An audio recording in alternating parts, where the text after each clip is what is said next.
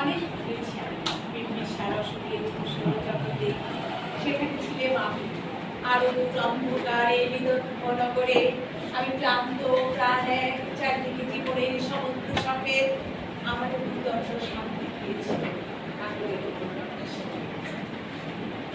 চুক্তার কবেকার অন্ধকার বিদিশার নেশা, মুক্তার শ্রাবস্তির কারুকার্য অতি দূর সমুদ্রের পর হার ভেঙে যে রামিকে হারাইছে নেশা।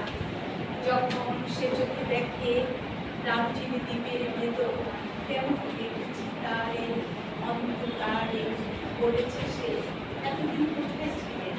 পাখির নীড়ের মতো চোখ খুলে নাগরের হাসি। সমস্ত দিনের শেষে শিশিরের শব্দের মতন সন্ধ্যা আসে, ডানা রৌদ্রের গন্ধ মুছে ফেলে চির, পৃথিবীর সব রং মিলে গেলে পাণ্ডুলিপি করে আয়।